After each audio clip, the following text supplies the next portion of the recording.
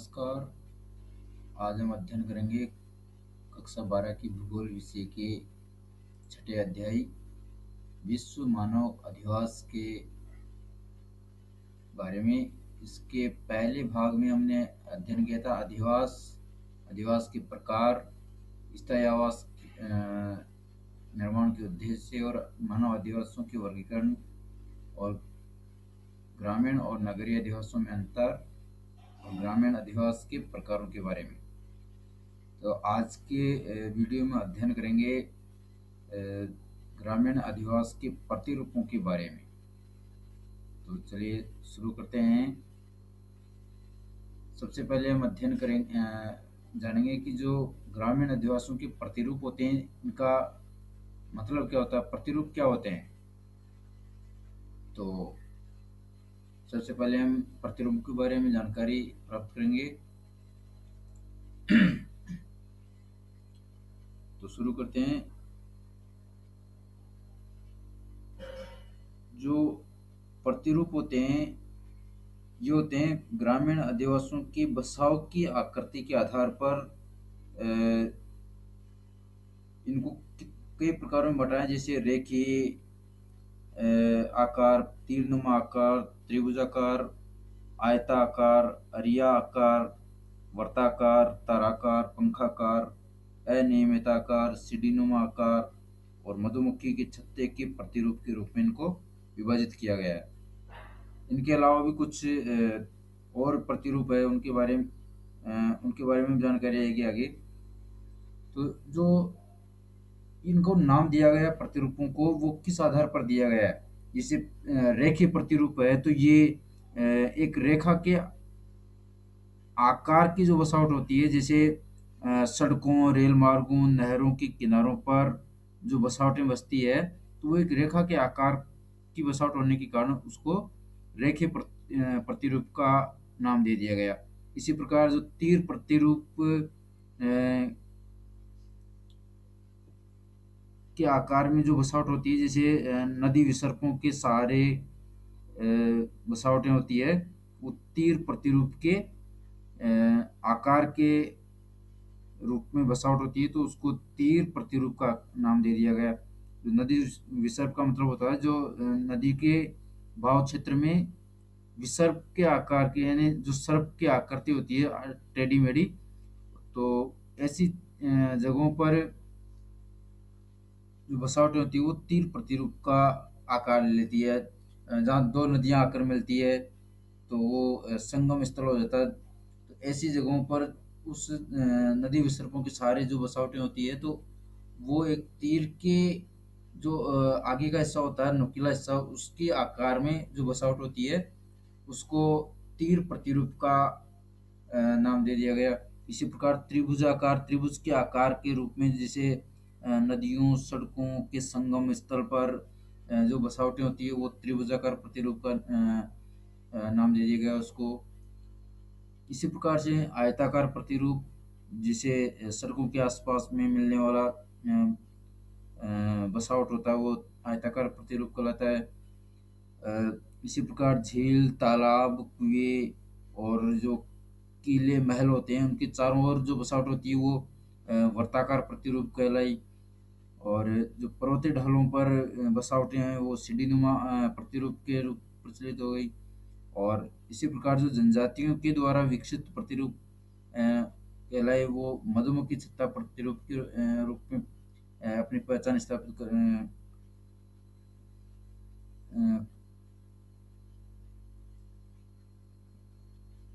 कर गए। और इसी प्रकार से ये जो प्रतिरूप है, मनुष्यों की जो बसावटें हैं वो किस आकार में बसी हुई है उनके अनुसार ही इनका नाम रख दिया गया।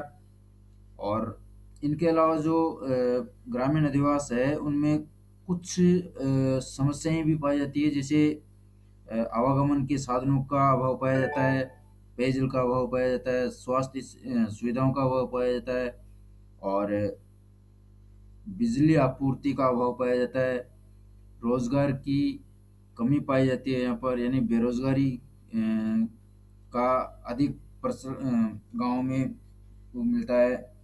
और सूचना और दूरभाष सुविधाओं की यहाँ पर कमी पाई जाती है।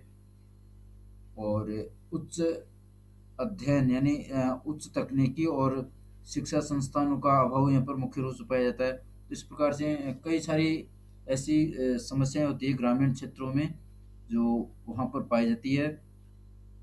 तो अब मैं इसमें मुख्य रूप से जो कुछ शब्द आए हैं, जैसे पर्यावरण शब्द है, जिसे पर्यावरण का अर्थ होता है भौतिक, रासायनिक और जैविक दशाओं का जो संपूर्ण योग होता है। और वो किसी प्राणी या प्राणियों की समूह को उसकी अनुभूति होती है, तो वो क्या कहलाता है, पर्यावरण कहलाता है। और इसमें जिस परिवहन शब्द है, परिवहन का मतलब होता है व्यक्तियों या वस्तुओं को एक स्थान से दूसरे स्थान तक ले जाने की जो प्रक्रिया होती है वो परिवहन कहलाती है। इसमें एक शब्द आया है रोजगार। तो रोजगार का उल्टा होता है बेरोजगारी। बेरोजगारी का मतलब होता है किसी भी व्यक्ति के पास ऐसी योग्यता का होना कि वो किसी भी कार्य को कर ले। जैसे आर्थिक कार्य होते हैं, कार्यों को करने की उसके पास योग्यता है। और उसके बाद भी उसको उस काम को करने की अम, मतलब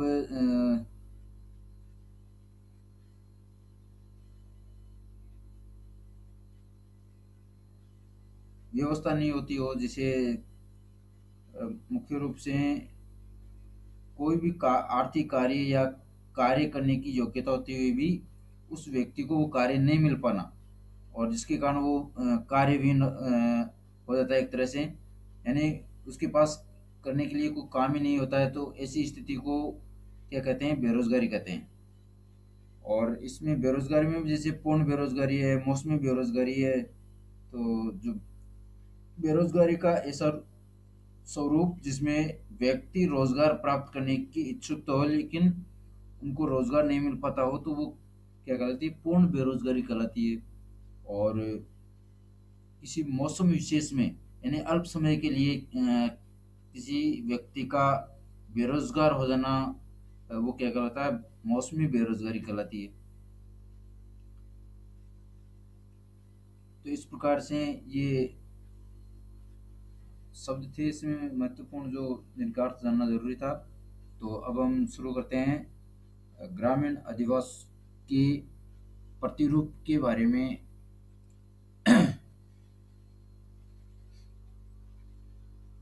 अधिवास के बसाव की आकृति के आधार पर किए गए विभाजन को अधिवास के प्रतिरूप अधिवास के प्रतिरूप कहा जाता है। आकृति के आधार पर ग्रामीण अधिवास के निम्नलिखित प्रतिरूप निर्धारित किए गए हैं। जैसे रेखीय प्रतिरूप। तो जो रेखीय प्रतिरूप होते हैं वो मुख्य रूप से सड़कों, रेल मार्गों, नदी, नहर के सहारे विकसित होते हैं। और दूर से देखने पर ये एक रेखा के समान दिखाई देते हैं। इन्हें डोरी या रिबन प्रतिरूप भी कहते हैं। इन्हें डोरी या रिबन प्रतिरूप भी कहते हैं। तो इस प्रतिरूप का अगर हम चित्र देखना चाहें तो यह मुख्य रूप से ये रेखीय प्रतिरूप, यहाँ पर देख सकते हो आप। रेखीय प्रतिरूप इस तरह से बसी हुई बसावट को कहते हैं। ये मुख्य रूप से सड़क मार्ग हो सकती है, रेल मार्ग हो सकती है, या कोई झील हो सकती है, ये क्या नाम से नहर हो सकती है, या नदी हो सकती है। तो इनकी दोनों तरफ की जो बसावट होती है मुख्य रूप से क्या कहलाती है, रेखीय प्रतिरूप कहलाती है।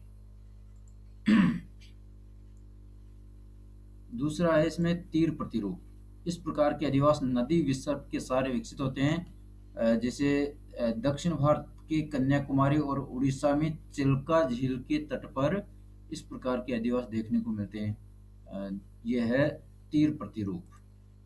तीर प्रतिरूप आकार देख सकते हो अब यहाँ पर।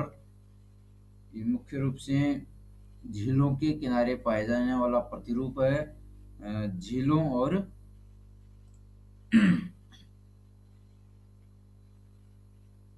हाँ, हाँ, झील के तट के किनारे पर इस प्रकार के प्रतिरूप पाए जाते हैं। और ये मुख्य रूप से जो तीर होता है उसके आगे के नुकीले हिस्से के आकार में जो बसावट होती है उसको कहते हैं तीर प्रतिरूप।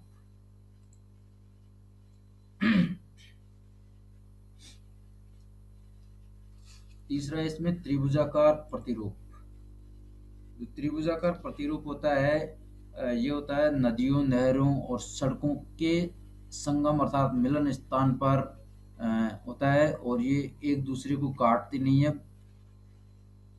तब ये त्रिभुजाकार प्रतिरूप का निर्माण होता है इसमें। ऐसे अधिवास मुख्य रूप से भारत के हरियाणा और पंजाब में मिलते हैं। त्रिभुजाकार प्रतिरूप का आकार हम देखते हैं, जैसे त्रिभुजाकार त्रिभुज के आकार का जो प्रतिरूप होता है इसमें नहीं दे रखा है, लेकिन मैं दिखाता हूँ यहाँ पर त्रिभुज का आकार कैसा होता है। जैसे ये त्रिभुज है, तो इस त्रिभुज के आकार में या तो इसके बाहर की तरफ की बसावट या फिर इसके अंदर की तरफ की जो बसावट होती है, तो ऐसी बसावट को क्या कहते हैं, त्रिभुजाकार अधिवास के या प्रतिरूप के नाम से जाना जाता है।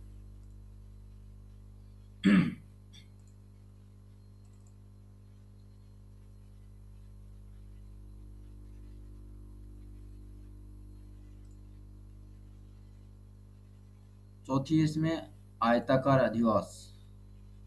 ये चौराहे के सहारे बनते हैं जब दो सड़कें आपस में मिलती है और उनके मिलन स्थल से दोनों सड़कों के किनारे लंबवत गलियों का निर्माण करते हैं, तब आयताकार प्रतिरूप बनते हैं। विश्व के समतल उपजाऊ मैदानी भागों में ऐसे प्रतिरूपों का विकास होता है। आयताकार प्रतिरूप का चित्र यहाँ पर दे रखा है, जैसे ऐसा प्रतिरूप।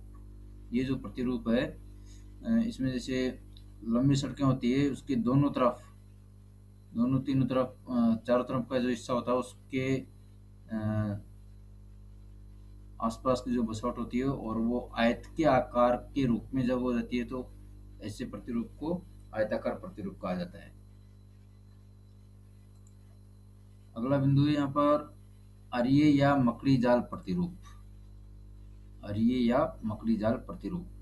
किसी गांव में एक स्थान पर अनेक दिशाओं से सड़कें आकर मिलती है, तो उनके मिलन स्थल से त्रिज्याकार मार्ग पर मकान का निर्माण होता है, तब अरिये प्रतिरूप का निर्माण होता है। जैसे हम इसका चित्र देखते हैं यहाँ पर,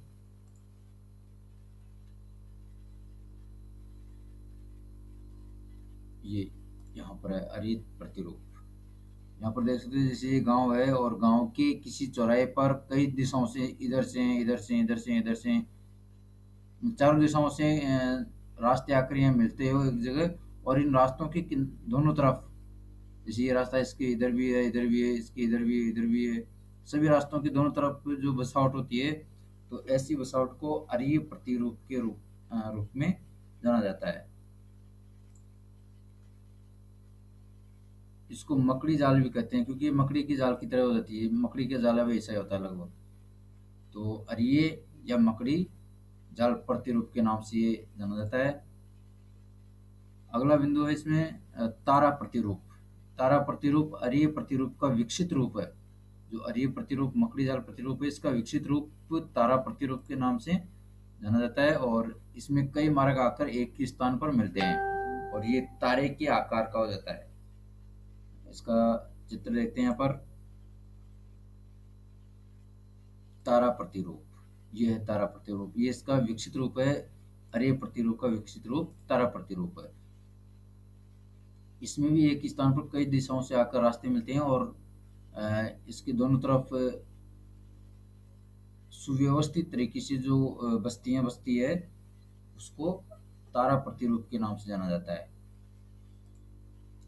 अगला बिंदु है यहाँ पर पंखा प्रतिरूप। इस प्रकार के अधिवास नदियों के डेल्टा क्षेत्रों में विकसित होते हैं, और इसका जो चित्र है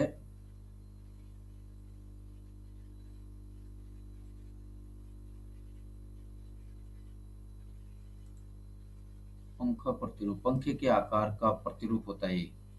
पंखा प्रतिरूप का यहाँ पर नहीं दे रखा है। इसको मैं बताता हूँ बना के, 1 मिनट।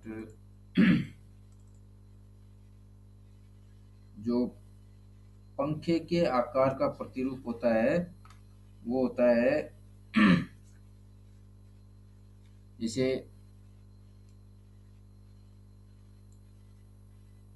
ये पंखे के पंखुड़ियां हैं मान लो, और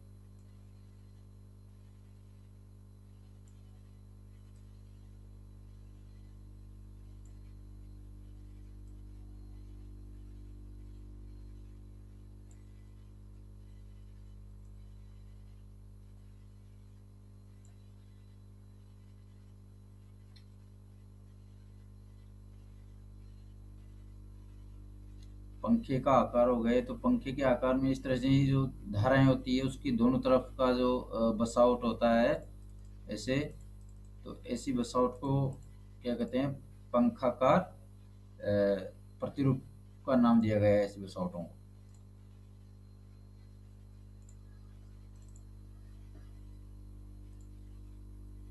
अगला बिंदु इसमें सीढ़ी नुमा प्रतिरूप। जो सीढ़ी नुमा प्रतिरूप है वो सीढ़ी के आकार का होता है। जैसे इसका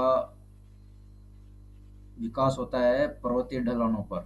जो पर्वतीय ढलान होते हैं उनके सहारे विकसित होने वाले आदिवासियों को सीढ़ी नुमा प्रतिरूप का नाम दिया गया है। और ये मुख्य रूप से इसमें नहीं दे रखा सीढ़ी नुमा प्रतिरूप, सीढ़ी नुमा प्रतिरूप या नहीं दे रखा है। सीढ़ी नुमा प्रतिरूप में बताता हूँ एक बार बना के, इस प्रकार का होता है। जैसे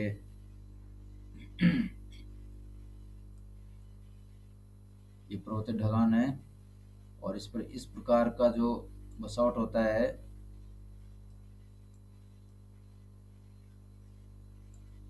इस प्रकार का जो बसावट होता है सीढ़ी टाइप में, यहाँ पर फिर यहाँ पर फिर यहाँ पर इस तरह का बसावट होता है, नीचे से ऊपर से नीचे लगातार सीढ़ियों के आकार में। तो ऐसी बसावट सीढ़ी नुमा प्रतिरूप के नाम से जानी जाती है।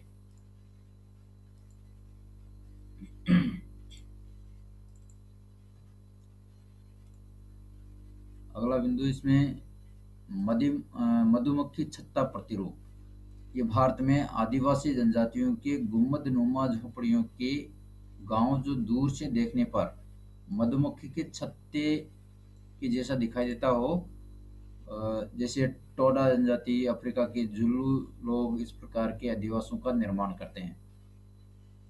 तो ये जो जनजाति के लोग होते हैं मुख्य रूप से इनकी बसावट मधुमक्खी के छत्ते के आकार की होती है। जैसे इसमें दे रखा है मधुमक्खी के छत्ते का प्रतिरूप का आकार, यहाँ पर देख सकते हो। जुल्लू जनजाति का मधु छत्ता प्रतिरूप के आकार में बसा हुआ गांव है ये। तो ये जो गांव है मुख्य रूप से मधुमक्खी के छत्ते के आकार का है। ये छत्ते के आकार के रूप में बसा हुआ गांव है। तो इस प्रकार की बसावट मधुमक्खी छत्ता प्रतिरूप के नाम से जानी जाती है।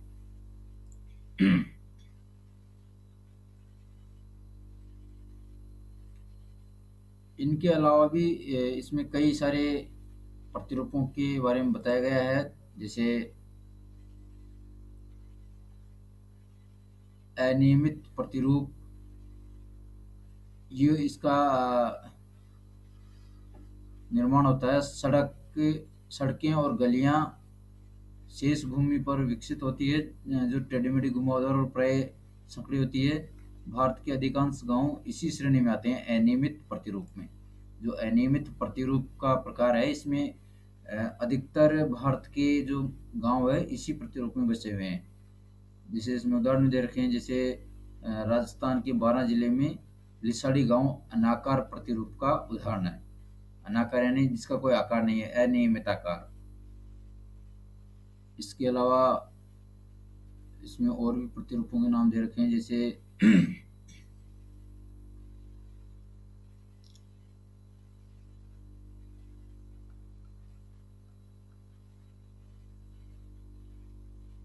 वर्ताकार प्रतिरूप है। ये तालाब, कुएं, किले, धार्मिक स्थल या चौपालों के चारों ओर मकानों के बसने से बस्ती का आकार वर्त के आकार का होता है, तो उसे वर्ताकार कहते हैं। इसको नाभिक प्रतिरूप के नाभिक प्रतिरूप इसकी प्रारंभिक अवस्था है होती है। ये है नाभिक की प्रतिरूप या वर्ताकार। ये जो आकार है इसको कहते हैं वर्ताकार या नाभिक की प्रतिरूप।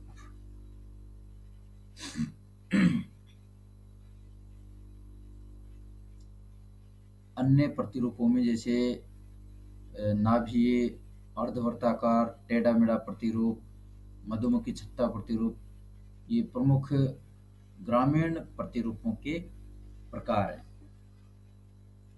अब है ग्रामीण अधिवासियों की प्रमुख समस्याएं। तो जो प्रमुख समस्याएं हैं उनमें से मुख्य मुख्य समस्याएं दे रखी है, जैसे ये आवागमन के साधनों का अभाव, स्वच्छ पेयजल का अभाव, स्वास्थ्य सेवाओं का अभाव, विद्युत आपूर्ति का अभाव, रोजगार के अवसर उपलब्ध नहीं होना, सूचना तकनीकी एवं दूरभाष सुविधाओं का अभाव होना, उच्च एवं तकनीकी संस्थानों का अभाव होना, ये मुख्य रूप से ग्रामीण अधिवासियों में पाई जाने वाली प्रमुख समस्याएं हैं। तो